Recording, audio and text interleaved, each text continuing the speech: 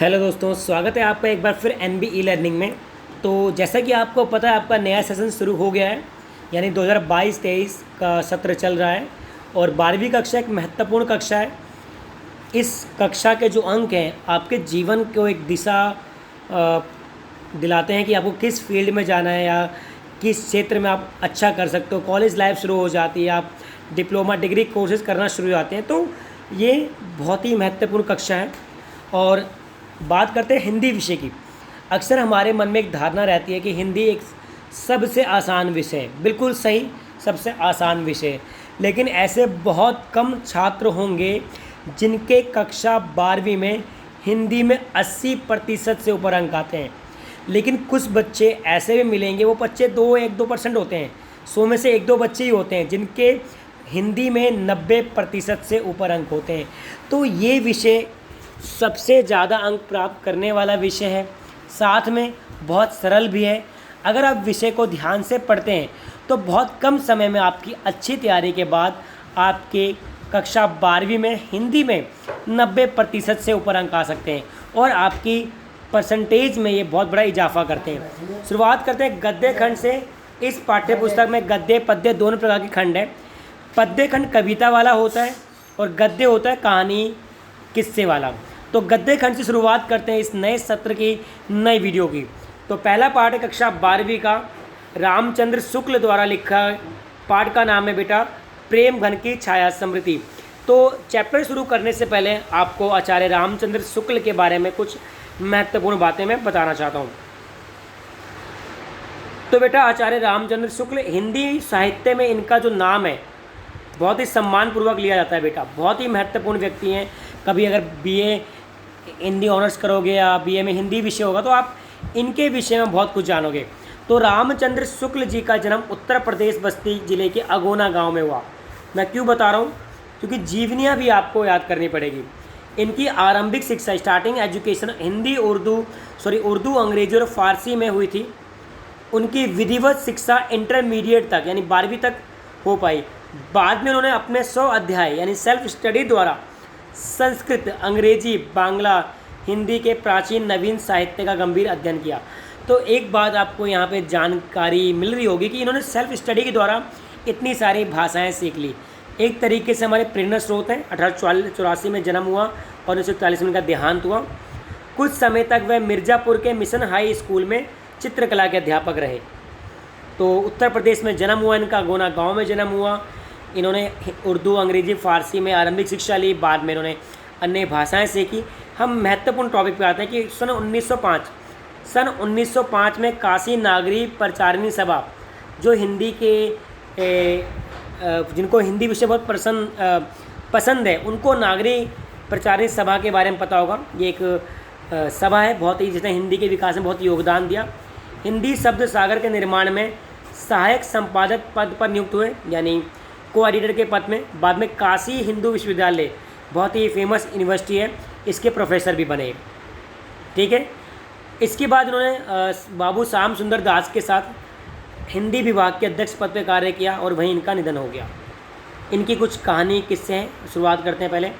इनकी जो रचनाएँ हैं बेटा, सबसे महत्वपूर्ण रचना है हिंदी साहित्य का इसगार, जो कि 1929 में इन्होंने लिखा। तो ये एक पर ध्यान से देखना कि हिंदी साहित्य का इतिहास आचार्य रामचंद्र शुक्ल ने 1929 में लिखा। जिसको इन्होंने जो माध्यम बनाया वो हिंदी शब्द सागर, यानी हिंदी शब्द सागर में पहले संपादक थे। इसके बारे में नॉलेज थी इनकी और इसको ही अपना आदर्श मान के हिंदी साहित्य इतिहास लिखा। इनकी कुछ महत्वपूर्ण ग्रंथ हैं जो बच्चे 12वीं के बाद कंपटीशन का एग्ज़ाम देंगे उनमें ये प्रश्न पूछ जाते हैं, या CUT संबंधित कोई एग्ज़ाम देंगे। गोस्वामी तुलसीदास इनकी रचना है, सूरदास इनकी रचना है, चिंतामणि इनकी रचना है, रस मीमांसा इनकी रचना है, जैसी ग्रंथावली, भ्रमर गीत, ये सब इनकी रचनाएं हैं। अब चैप्टर का नाम है प्रेम घन की छाया स्मृति। मैं आपसे वादा करता हूं बच्चों, वीडियो एंड होने के बाद आपको इस चैप्टर से जुड़े कोई भी प्रश्न कोई व्यक्ति पूछ ले, आप उत्तर दे दोगे। बस आपको जो ध्यान रखना है कि हर एक लाइन को, हर एक बात को बड़े ध्यान से सुनना है। ठीक है, शुरुआत करते हैं। अब एक चीज़ क्या करते हैं बच्चे, पढ़ते तो बहुत सारे बच्चे अच्छी तरह हैं, लेकिन कुछ गलती करते हैं, कोई ये नहीं पढ़ता। भाई पूरे पाठ का जो निचोड़ है वो यही तो है, सुनते हैं, सस्मरणात्मक यानी कि याददाश्त, जो कि आपको कुछ किस्सा याद रहा हो उसके आप आधार बना के कुछ लिखते हो तो उसको सस्मरणात्मक निबंध कहते हैं। प्रेमघन की छाया स्मृति। शुक्ल जी ने हिंदी भाषा और साहित्य के प्रति अपने आरंभिक रुझानों का बड़ा रोचक वर्णन किया है। यानी ये जो कहानी है शुक्ल जी की जुबानी शुक्ल जी की लाइफ से ही जुड़ी हुई है। और प्रेमघन कौन थे? प्रेमघन जी भारतेंदु हरिश्चंद्र, नाम सुना नहीं होगा या सुना होगा तो अच्छी बात है। भारतेंदु हरिश्चंद्र इनका नाम अब मैं याद कर लो कि हिंदी में जो गद्य यानी जो हम लिखित में जो पढ़ रहे हैं उनके विकास में इनका महत्वपूर्ण योगदान दिया। इन्होंने हिंदी में नाटक शुरू करने का श्रेय जाता है, निबंध शुरू करने का श्रेय जाता है, यानी हिंदी साहित्य को नया आयाम देने का जो शुरुआत करी वो भारतेंदु हरिश्चंद्र ने। ठीक है, भारतेंदु हरिश्चंद्र ने शुरू करी। तो उनके एक मित्र थे प्रेमघन जी, उनसे ये मिलना चाहते थे, हालांकि इनसे भी मिलना चाहते थे लेकिन इनका ध्यान बहुत कम। 35 वर्ष की आयु में भारतेंदु हरिश्चंद्र का देहांत हो गया था तो इनसे नहीं मिल पाए। लेकिन प्रेमघन बद्री नारायण चौधरी प्रेमघन जो कि मित्र थे भारतेंदु के, उनसे मिलने की इनकी अंदर उत्कंठा जिज्ञासा जाग उठी। तो अब बात करते हैं टॉपिक से कि सस्मरणात्मक निबंध। प्रेमघन की छाया स्मृति। शुक्ल जी ने हिंदी भाषा और साहित्य के प्रति अपने आरंभिक रुझानों का बड़ा रोचक वर्णन किया है। उनका बचपन साहित्यिक परिवेश में भरा पूरा था, यानी उनका बचपन जो बीता वो साहित्य हिंदी साहित्य के बैकअप में, जैसे हम भाई हमारा बचपन किस में बीत रहा है, फ़ोन से, टैबलेट से, पबजी से, इनका बचपन हिंदी साहित्य में भरा पूरा था। बाल्य अवस्था, बचपन से ही किस प्रकार भारतेंदु व उनके मंडल के अन्य रचनाकारों विशेषतः प्रेमघन के सानिध्य में शुक्ल जी का साहित्यकार आकार ग्रहण हुआ। तभी मैंने आपको जीवनी पहले बताई है और आप इससे समझ गए होंगे कि भारतेंदु व उनके मित्र, उनके मंडल में ये भी एक व्यक्ति हैं भारतेंदु हरिश्चंद्र, जिनकी अभी चर्चा करी। 35 ईयर्स की एज में डेथ हो गई थी। गद्य के विकास में योगदान रहा इनका, गद्य विधा, हिंदी की गद्य विधा का विकास में योगदान भारतेंदु का रहा। और उनके मंडल के अन्य रचनाकारों को विशेषतः प्रेमघन के सानिध्य में, इनके अंडर में शुक्ल जी का साहित्यिक आकार ग्रहण करता है, उसकी अत्यंत मनोहरी झांकियाँ प्रस्तुत की गई है। प्रेमघन के व्यक्तित्व ने शुक्ल जी के समवयस्क मंडली को किस तरह प्रभावित किया, यानी शुक्ल जी के फ्रेंड सर्कल को कैसे प्रभावित किया वो भी पढ़ेंगे। हिंदी के प्रति किस प्रकार आकर्षित किया और किसी रचनाकार के व्यक्तित्व निर्माण में आदि संबंधित पहलुओं का बड़ा चित्ताकर्षक ढंग से निबंध में किया गया। यानी कुल मिला के जो चैप्टर पढ़ने वालों आचार्य रामचंद्र शुक्ल के बचपन की कुछ किस्से हैं, वो किस्से जो उनको हिंदी साहित्य में हिंदी साहित्यकार बनने का अवसर मिला। पाठ का नाम प्रेमघन की छाया स्मृति। ठीक है, बहुत ही आसान चैप्टर है। वीडियो एंड होने के बाद आप खुद कमेंट करके कहोगे सर मज़ा आ गया। तो प्रेमघन कौन है? प्रेमघन कौन है बेटा? आप बता दो कि भारतेंदु यानी कि भारतेंदु हरिश्चंद्र के मित्र हैं, के मित्र। तो ठीक है, कौन है ये? प्रेमघन भारतेंदु हरिश्चंद्र के मित्र हैं। भारतेंदु कौन है? इन्होंने हिंदी में गद्य विधा का विकास में योगदान दिया। चलो भाई, इनकी कहानी इन्हीं की जुबानी। तो ये कहते हैं शुक्ल जी, मेरे पिताजी फारसी के अच्छे ज्ञाता मतलब जानकार। इनके पिताजी फारसी भाषा के अच्छे जानकार थे और पुरानी हिंदी कविता के बड़े प्रेमी थे। पुरानी हिंदी कविता के बड़े प्रेमी थे और फारसी के अच्छे ज्ञाता थे। कौन? शुक्ल जी के पिताजी। शुक्ल जी के पिताजी, यहाँ पे शुक्ल जी आएगा। फारसी कवियों की उक्तियों मतलब लिखावट को या लिखी गई पंक्तियों को हिंदी कवियों की युक्तियों के साथ मिलाने में उन्हें बड़ा आनंद आता था। किनको आनंद आता था? इनके पिताजी को। याद है बात कि शुक्ल जी के पिताजी फारसी के अच्छे ज्ञाता थे, पुरानी हिंदी कविता के बड़े प्रेमी थे। फारसी कवियों की युक्तियों को हिंदी कवियों की युक्तियों के साथ मिलाने में बड़ा आनंद आता था। वह रात को प्राय रामचरितमानस और रामचंद्रिका घर के सब लोगों को एकत्र करके बड़े चित्ताकर्षक ढंग से पढ़ा करते थे। चित्ताकर्षक मतलब बड़े एक्टिंग करके बड़ी अच्छे ढंग से पढ़ा करते थे। आधुनिक हिंदी साहित्य में भारतेंदु जी के नाटक उन्हें बहुत प्रिय थे। भारतेंदु वही हैं जो नाटक का भी आविष्कार किया। जो आप सीरियल देखते हो या कोई फिल्में देखते हो, नाटक का ही तो पार्ट है एक तरीके से। उन्हें भी वे कभी कभी सुनाया करते थे। कौन? पिताजी इनके। जब उनकी बदली हमीरपुर जिले के राठ तहसील हमीरपुर जिला यूपी में है। इसके राहट तहसील से मिर्ज़ापुर में हुई। तब मेरी अवस्था 8 वर्ष की थी। तो किसकी अवस्था 8 वर्ष की थी बच्चों? रामचंद्र शुक्ल की अवस्था 8 वर्ष की थी। ठीक है।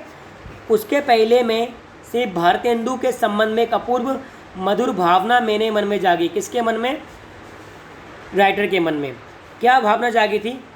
कि सत्य हरिश्चंद्र नाटक के नायक राजा हरिश्चंद्र, एक तो राजा हरिश्चंद्र है जो हमेशा सत्य बोलते थे, और एक कवि हरिश्चंद्र जो कि भारतेंदु की बात हो रही है, मेरी बाल बुद्धि कोई भेद नहीं कर पाती थी। क्यों नहीं भेद कर पाती थी भाई? क्योंकि दोनों का नाम सेम था। ठीक है। और दोनों ही बहुत ही महान थे।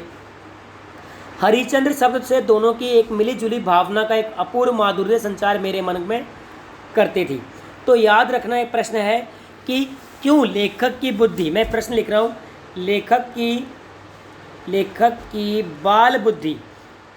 बाल बुद्धि क्यों हरिश्चंद्र में भेद नहीं कर पाती थी? तो आप लिखना कि सत्य हरिश्चंद्र नाटक के नायक राजा हरिश्चंद्र और कवि हरिश्चंद्र क्यों नहीं कर पाती, दोनों का नाम सेम था। और बेटा 8 वर्ष की उम्र में इतना आइंस्टाइन तो कोई बन नहीं जाएगा, तो नाम से ही लगता था कि दोनों सेम है। ठीक है। कहानी को आगे बढ़ाते हैं बेटा।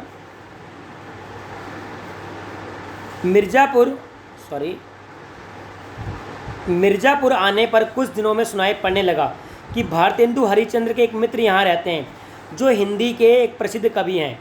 भाई कहानी देखो अब इंटरेस्टिंग होने वाली है कि मिर्ज़ापुर जब उनके पिताजी की हमीरपुर से मिर्ज़ापुर में बदली हो गई, तो मिर्ज़ापुर आने के बाद उन्हें पता चला, सुनाई पड़ने लगा मतलब पता चलने लगा कि भारतेंदु हरिश्चंद्र के एक मित्र यहाँ रहते हैं जो हिंदी के एक प्रसिद्ध कवि हैं, जिनका नाम है उपाध्याय बद्रीनारायण चौधरी, जिनको हम प्रेम घन के नाम से बुलाते हैं। प्रेम घन जी यही हैं। ठीक है। तो प्रेम घन जी का पूरा नाम क्या है? उपाध्याय बद्रीनारायण चौधरी। भारतेंदु मंडल की किसी सजीव स्मृति के प्रति मेरी कितनी उत्कंठा रही होगी। अब भारतेंदु मंडल यानी ग्रुप, जैसे फ्रेंड्स का सर्कल होता है, ग्रुप था ये। भारतेंदु की डेथ तो हो गई थी, तो उनके ग्रुप का कोई सजीव मतलब कोई जीवित प्राणी, भाई बचपन से मैं जिसका फ़ैन हूँ उसका मुझे बेस्ट फ्रेंड भी मिल जाए तो मैं खुश हो जाऊँगा। तो भारतेंदु मंडल के किसी सजीव स्मृति के प्रति मेरी कितनी उत्कंठा रही होगी, ये अनुमान करने की बात है। मैं नगर से बाहर रहता था। एक दिन बालकों की मंडली जोड़ी गई। ग्रुप, मंडली मतलब सर्कल, जो चौधरी साहब के मकान से परिचित थे। कौन से चौधरी साहब? उपाध्याय बद्रीनारायण चौधरी प्रेमघन। वे अगुआ हुए। कौन अगुए? तो ये प्रश्न का उत्तर है एक बेटा कि कैसे लेखक को प्रेमघन की पहली झलक मिली। प्रेमघन की पहली झलक कैसे मिली भाई? इसका उत्तर दो कि एक दिन बालकों की मंडली जोड़ी गई। किसने? लेखक ने, जो चौधरी साहब के मकान से परिचित थे। वे अगुआ हुए। मील डेढ़ सफ़र तय हुआ। पत्थर के एक बड़े मकान के सामने हम लोग जा खड़े हुए। पत्थर का एक मकान, बहुत बड़ा मकान था, उसके सामने फ्रेंड्स खड़े हो गए। नीचे का बरामदा खाली था, ऊपर का बरामदा सघन लताओं के जाल से आवृत था। नीचे बरामदा खाली था, ऊपर लताएं। ये पेड़ पौधे देख रहे हैं, लताएं, ये पेड़ पौधे हैं। ठीक है बेटा। बीच बीच में खंबे और खुली जगह दिखाई पड़ती थी। उसी ओर देखने के लिए मुझसे कहा गया। किससे कहा गया? राइटर से, कि अभी आएंगे तो देखना उनको। ठीक है। कोई दिखाई ना पड़ा। सड़क पर कई चक्कर लगे। कुछ देर पीछे एक लड़के ने उंगली से ऊपर की ओर इशारा किया। लता प्रतान, लताओं के बीच, लताएं बेटा देखो, लताएं, ये लताओं प्रतान के बीच एक मूर्ति खड़ी दिखाई पड़ी। वो मूर्ति कौन थी? प्रेमघन जी की। कौन है ये? प्रेमघन जी। दोनों कंधे पर बाल बिखरे हुए थे। अब एक प्रश्न ये भी आता है कि प्रेमघन जी का व्यक्तित्व बताइए, यानी प्रेमघन की जो रूपरेखा है वो बताइए। तो कैसे लिखोगे? दोनों कंधों पर बाल बिखरे हुए थे, एक हाथ खंबे पर था। देखते ही देखते मूर्ति दृष्टि से ओझल हो गई। बस यही पहली झांकी थी। तो आपके 2 प्रश्न हो गए। कैसे पहली झलक मिली और पहली झलक में क्या दिखाई पड़ा आपको। आगे बढ़ते हैं बेटा, इंटरेस्टिंग, मज़ा आ रहा होगा आपको। ठीक है। ज्यों ज्यों मैं सयाना होता गया। कौन सयाना होगा भाई? राइटर ही सयाना होंगे ना, हम थोड़ी सयाना हो जाएंगे, हम तो सयाना हो चुके। ज्यों ज्यों मैं सयाना होता गया त्यों तो हिंदी के नूतन मतलब नए साहित्य की ओर मेरा झुकाव बढ़ता गया। क्वींस कॉलेज में पढ़ते समय स्वर्गीय बा रामकृष्ण वर्मा मेरे पिताजी के सहपाठियों में से एक थे। तो एक और ख़ास बात कि इनके पिताजी स्वयं हिंदी के अच्छे जानकार थे, फारसी के जानकार थे, घर में साहित्यिक माहौल था। भाई सीधी सी बात है, घर में सब पढ़ने लिखने वाले हो तो आपका ध्यान पढ़ाई में लगेगा, ये कॉमन सी बात है, ये यूनिवर्सल ट्रुथ है। अगर घर में सब खिलाड़ी हो तो आपका खेलने मन लगेगा। तो ये चीज़ है कि इनके पिताजी भी काफ़ी प्रसिद्ध थे और इनके पिताजी दोस्त भी काफ़ी पढ़े लिखे थे। भारत जीवन प्रेस की पुस्तकें प्राय मेरे यहाँ आया करती थी, प्रिंटिंग प्रेस पर। अब पिताजी उन पुस्तकों को छिपा कर रखने लगे। किन पुस्तकों को? भारत जीवन प्रेस की यहाँ जो पुस्तकें आती थी उनको छिपा कर रखने लगे। उन्हें डर हुआ कि कहीं मेरा चित्त स्कूल की पढ़ाई से हट ना जाए। चित्त मतलब मन, स्कूल की पढ़ाई से ना हट जाए, मैं बिगड़ ना जाऊँ। उन्हीं दिनों पंडित केदारनाथ जी पाठक ने एक हिंदी पुस्तकालय खोला। ये भी याद करना, इनके पुस्तकालय में पढ़ने जाया करते थे पंडित केदारनाथ। मैं वहाँ से पुस्तकें ला ला कर पढ़ा करता। एक बार एक आदमी साथ करके मेरे पिताजी ने मुझे एक बारात में काशी, मतलब एक आदमी के साथ मुझे काशी में बारात में भेजा। पिताजी नहीं जा पाए तो मुझे एक आदमी के साथ भेजा। मैं उसी के साथ घूमता फिरता चौखंबा की ओर, जहाँ पे 4 खंभे उसे चौखंबा की ओर जा निकला। वहीं पर एक घर में से पंडित केदारनाथ जी पाठक, इन्हीं का जो ये ना जिन्होंने पुस्तकालय खोला था, निकलते दिखाई पड़े। पुस्तकालय में वे मुझे प्राय देखा करते थे। इससे मुझे देखते हुए वहीं खड़े हो गए। बात ही बात में मालूम हुआ कि जिस मकान से वो निकले वह भारतेंदु जी का घर था।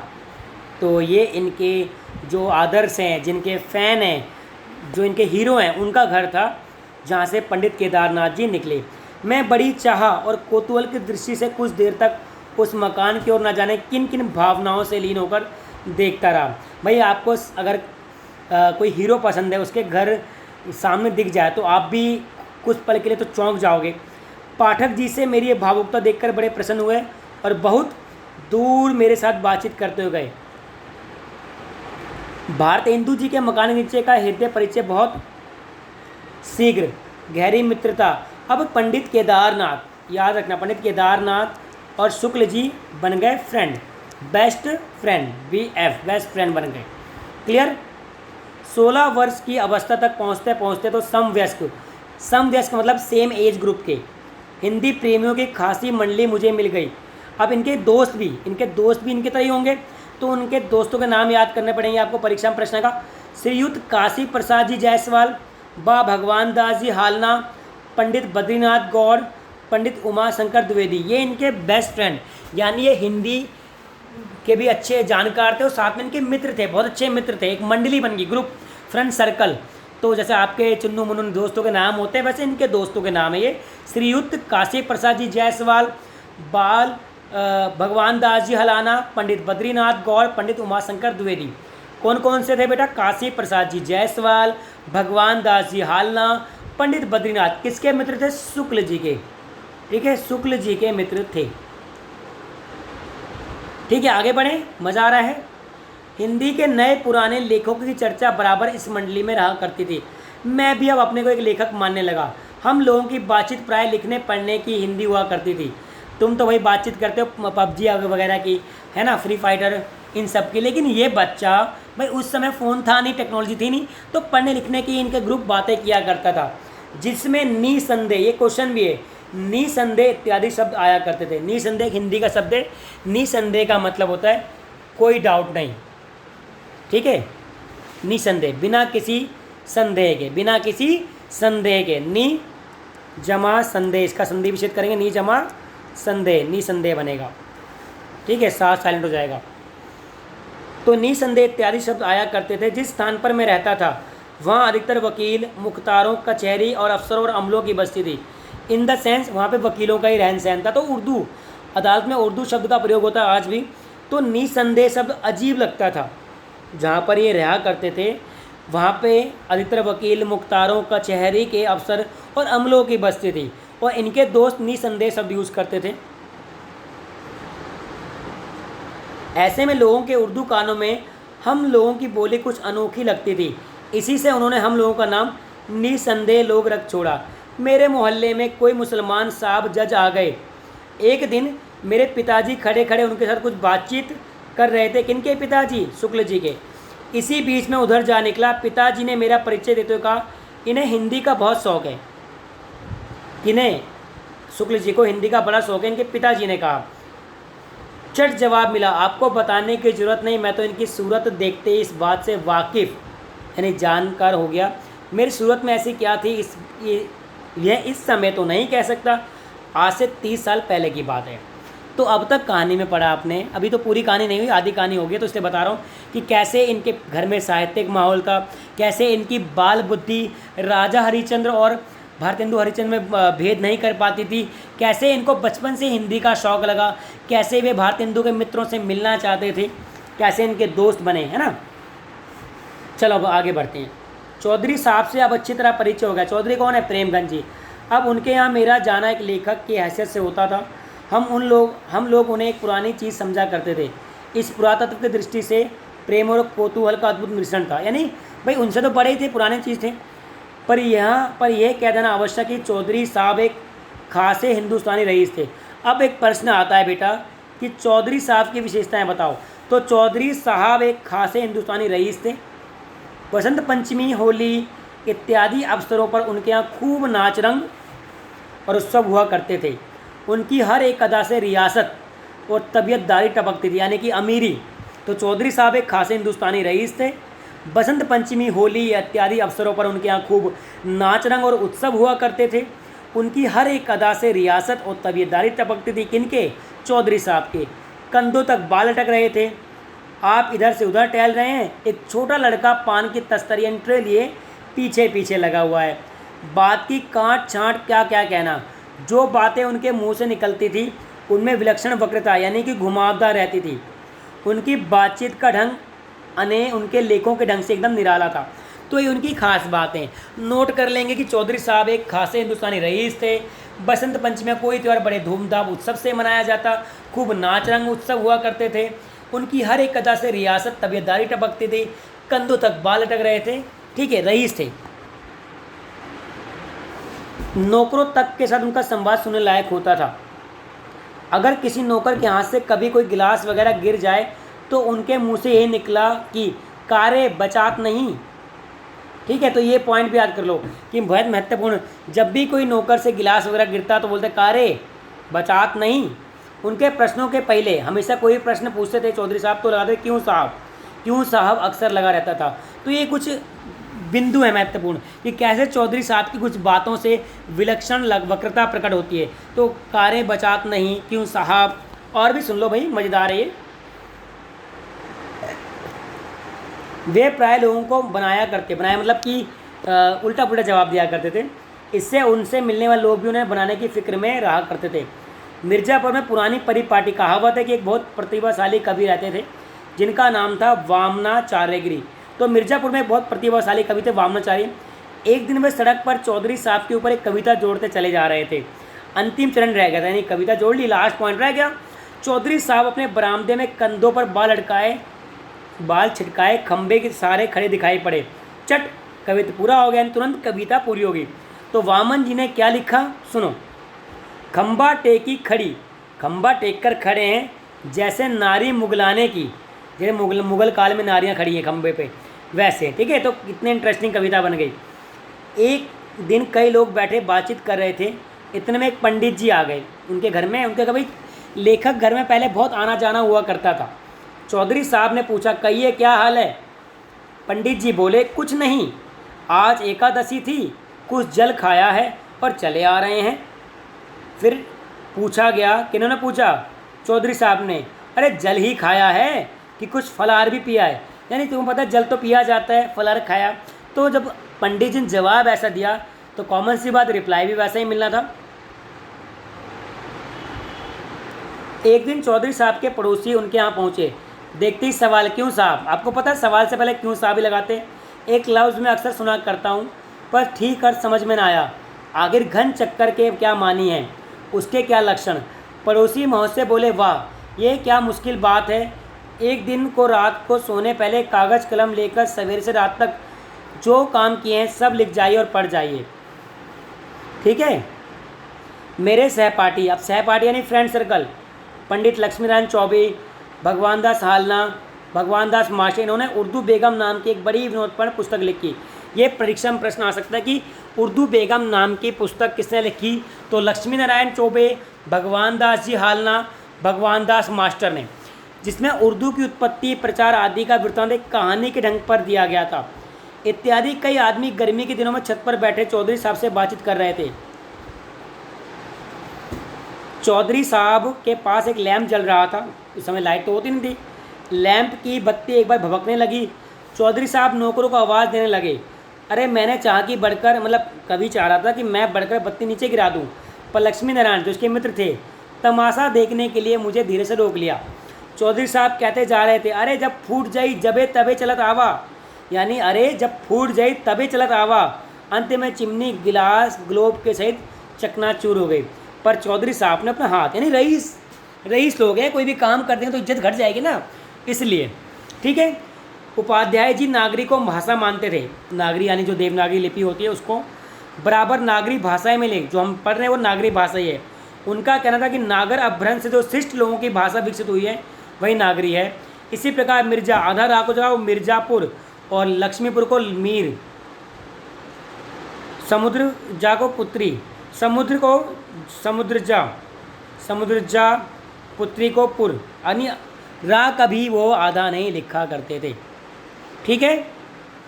तो ये चैप्टर एंड हुआ, जिसमें बड़े रोचक ढंग से हमारे राइटर शुक्ल जी ने प्रेम घन से जुड़े अपने संवाद प्रस्तुत किए। अब कुछ प्रश्न कर लेते हैं फटाफट चैप्टर एंड करने के लिए।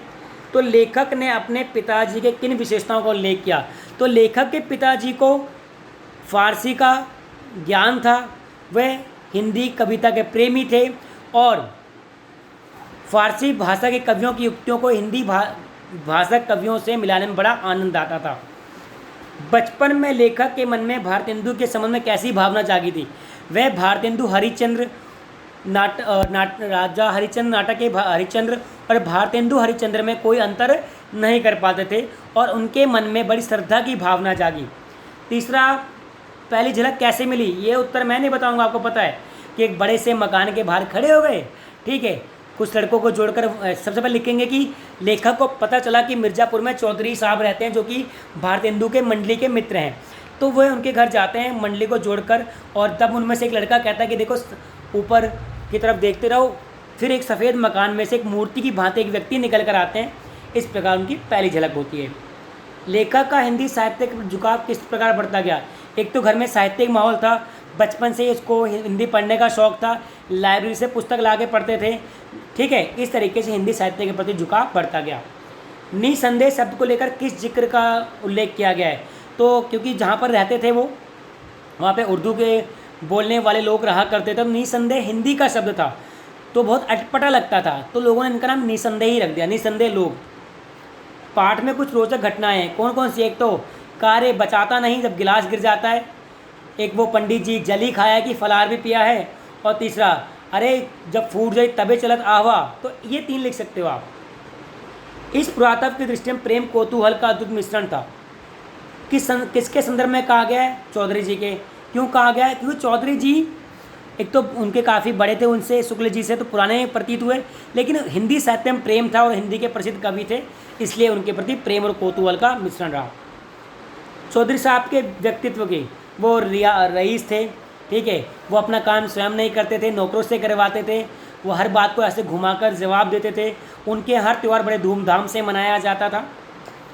अब नाम बताओ, लक्ष्मी नारायण, ठीक है, हलाना साहब, ये आपको याद करने पड़ेंगे। तो भारतेंदु जी के मकान के नीचे हृदय परिचय बहुत शीघ्र ही गहरी मैत्री में परिणत हो गया। कैसे, क्योंकि भारतेंदु के प्रति बचपन से ही मिलने की उत्कंठा थी, लेकिन मिल नहीं पाए। जब उनको केदारनाथ जी मकान के बाहर मिले तो उनसे गहरी दोस्ती हो गई।